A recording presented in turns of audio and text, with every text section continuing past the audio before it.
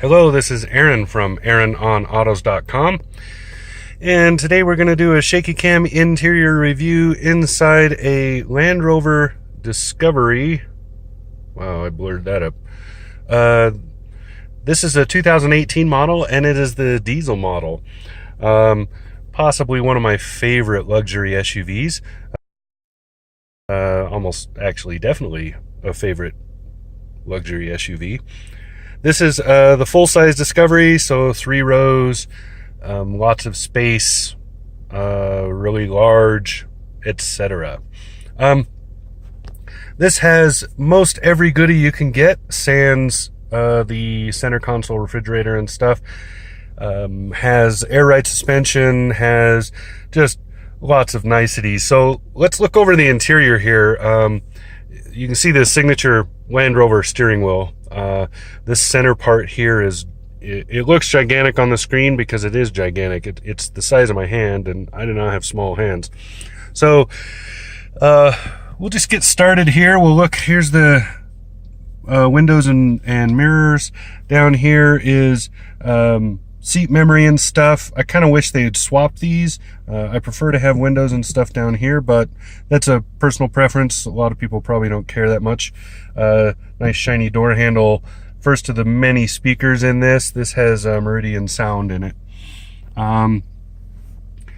This is the first of the vents. You see how large it is. It's big, and that's great because it blows a lot of air, moves a lot of air. Right above it, you can see where the defrost vent is.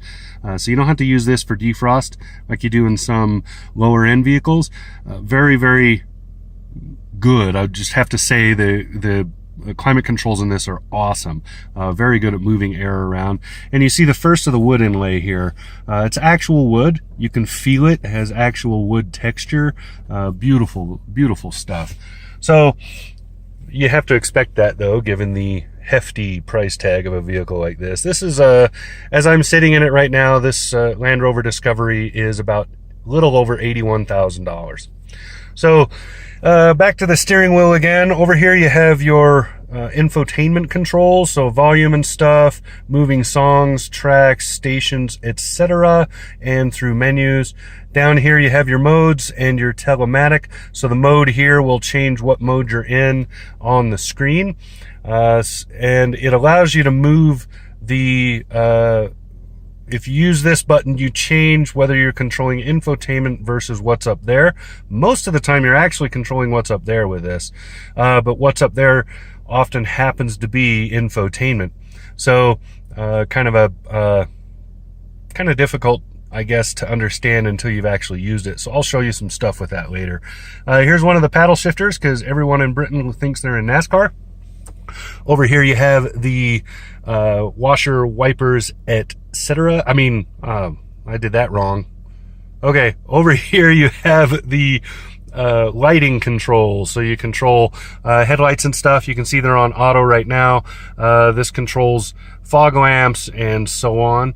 So turn signals. Remember, always use your turn signals. And pushing this button actually brings up information so you can see what's going on and change things up in there with the lighting. Over here you have your washer, wipers, etc., the aforementioned. So pretty straightforward. Twist it to run the back one, up and down to run the front ones. The other paddle shifter here. Over here you have your cruise control stuff. So, and steering wheel heating, because everybody knows you need a gigantic button for steering wheel heating. Don't look at me. So pretty straightforward. You set it and stuff, and then this sets the distance. This has adaptive cruise. So these set the distance here.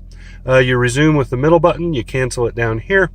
And it runs like any cruise you would expect. So big beefy steering wheel. If I can get back far enough, you can see big beefy steering wheel. It's a nice wheel. So looking in the middle here, as you can see, this is kind of the default. So we got map. We got a map. Where's my finger? There it is. We got a map over there. You got a tachometer and speedometer there. And over here you have your safety systems. So this changes, like when I unbuckle my seatbelt, it will show this screen. It shows every seating position in the vehicle, and it tells you whether or not the seatbelt is buckled. So if it senses a person in the seat, they're shown in red, and if they're not buckled in, they're shown in red. Once they buckle in, they show green. See how that works? Really cool. I like that. Toyota has something similar I've pointed out in some of their vehicles, and I think we're going to see this sort of thing proliferate more and more often, especially across vehicles that are especially in the family segments. So that's a really cool thing. Eventually that goes away on its own, or you can hit the OK button right there to get rid of it. So back to this screen, looking at what we're doing. Down here you can see my average mileage. You can see how much fuel there is. This diesel engine is phenomenally efficient. It does really well. So when I start looking through the menus, I push the OK. Here's a menu. I can start going through and changing stuff. So I can change the display layout. I can move the dials. Say I want 2 dials instead of 1. Now I want a more traditional look. I can go to 1 dial like this. If I really don't care about that because I'm really trying to figure out where I am, I can get rid of that and just have maps. I can show where what's going on in the media, which will replace what's over here most of the time. Really, really cool. I like this. I like being able to do things here. And the mode button will move through even more of these, so you're going across the top. Whoa, I didn't want to do that. That's changing my radio modes because I'm still on the, I'm still controlling infotainment with it. So anyway, as you can see, there's a lot of stuff you can do with this. I really like the setup on this. I like what you can do. This is a fully configurable gauge display. That is really, really cool. So, very impressed with that. I like the way they've set it up. Moving on over here, you have your push button start. You can see the leather again and the wood again, and just the really pretty design back. See how they did all that? I will point out really quick, since I'm looking at it, this is an English vehicle, so it has a proper glove box and an American style glove box, big storage box. So more vents, Duke's lights up there. Over here you have your infotainment. There's a lot of stuff on here. This is the default screen here. So entertainment's up there, phone is down here, maps are there, climate is there. You can do a lot of stuff moving around. You can see there's menus going every direction. Lots of useful stuff here. You also have your terrain, your hard buttons down here, which are actually soft buttons, but you get they're called hard buttons because they're hard controls, so fixed controls. So you go to the home screen. Right there, you can change since I was already on the home screen, I can change what shows on it, right? So if I want this kind of stuff, these are all the home screens right here. So you can page through the home screens with it, and there you go. Over here's the setup stuff, and just on through, these are pretty self-explanatory. This right here, you can turn on seat massage and seat temperature, so cooling or heating, however you want, whatever you want to do with that. And you can see the quick buttons for it. You can also fold some of the seats down with that, which is pretty cool. Over here's your cameras, so we can hit that, show the cameras. There's the around view of the vehicle. It's pretty useful, actually. I kind of like it. Over here you turn the parking stuff on and off. That's nice to have because it gives you how would I say it? So this looks for parking spaces, right? That's what I meant to say. It doesn't turn off your parking sensors or your crash sensors. It turns on the parking. So when you're driving along and you're looking for a parking spot, you can hit that button really quick, find one. Over here's your terrain selects, or your weather, I mean, so you know when to do the terrain select. It is useful in this vehicle to swap over to like snow mode when it's snowing, but most of the time, if the vehicle's connected, this will tell you what is going on with the weather. So you can see how you can change, you can go, oh, okay, that's what I'm doing, and you can do that. So, you know, you can change your modes up there by looking at the weather and saying, oh, well, it's a little crappy outside, I better do this. Coming down, looking at climate controls, it's automated climate, tri-zone. So right here, you turn it on and off. Over here, you set the front. And up here, there's an auto button. That should be pretty self-explanatory. This is where you decide to blow the air. This right here actually selects this screen again. And then from there, you can go to the climate. So, or you can go to the seat controls. And then I can also control, so you can control auto on either side or just one side. And then to control the rear, you go into the climate up here. And there's the back. You can see the climate's on in the back. It's automated, set for 59 degrees, etc. So I can change that however I want. Obviously, the kids have been playing with this a little bit. I think I said tri-zone. I should actually have said this is quad zone, because both sides have the same, like that. So I'll turn it off because it is noisy. But it shows you so now you can see what's going on. You can see what you can control with the climate. Really, really cool. Here's your mode man, so you can decide where you want air to blow, all that good stuff. Really nicely done once you get used to it. It does take a minute to get used to how to get to what screen, as you saw, because I fumbled a little bit.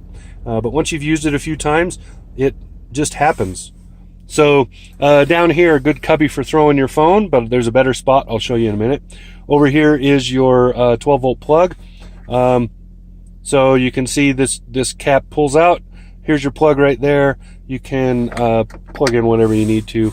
Here you have your bourgeois cover for your drink holders. These are good American-sized drink holders. They hold actual drinks, not just tiny little whatevers. Here's your James Bond shifter. So you use this to shift back and forth.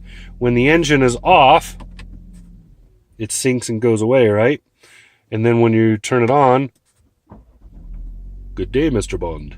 So, kind of a Jaguar Land Rover thing. All of them have something like this. They either this or Event or everything. Land Rover symbol here in the aluminum. Here is your terrain select. So when you quickly just need to pick terrain, not based necessarily on weather, but you can base it on what you're doing. Here's how you do it. The Discovery is still the African safari vehicle of choice as far as Land Rover is concerned, and it does have extremely high capabilities going off-road. Here you can do the air suspension, so you can raise it up and down. You can lock it staying down. This raises and lowers automatically, so when I start the engine, it raises up. When I shut the engine off, it put it in park, shut the engine off, it lowers itself down to make getting in and out easier. Really cool. Here's your speed limiter. Here's your speed limiter is like the reverse of cruise control. It's kind of a Land Rover thing. It lets you set a speed limit for yourself, so the vehicle won't go faster than that unless you really press. So you have to like double tap the accelerator to override it. That keeps you out of trouble, honestly. Over here is your engine start stop, and over here is some more stuff. Here's your descent control and your traction control. Parking brake is here. You pull it up to set it, push it down to let it loose, and there's some more leather. Look at this, it's so pretty. Yeah. These armrests are pretty cool because my fiance usually sits here, and she's shorter, so this at this height is better than this at this height, whereas for me, this is better because I'm much taller. Down here's your container.